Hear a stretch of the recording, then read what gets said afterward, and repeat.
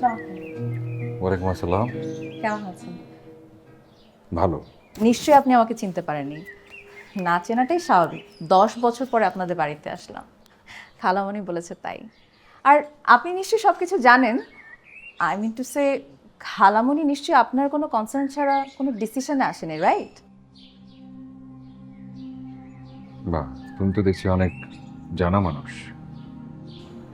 আশ্চর্য, জানবো না কেন? সবকিছু জেনেই তো প্রেমে পড়েছি, তাই না?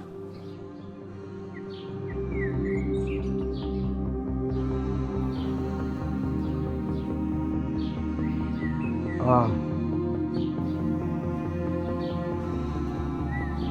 মানে কঠিন কথা সহজে বলে ফেলতে পারা হয়তো একটা গুণ,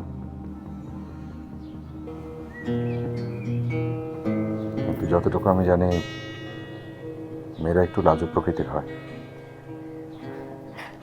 মানে লজ্জা পাবো? কার সাথে লজ্জা পাবো? মানে যার সাথে আমার জীবনের পথ চলা শুরু হবে তার সাথে কেন লজ্জা পাবো? কবুল বলা পর্যন্ত কিন্তু অপেক্ষা করা উচিত।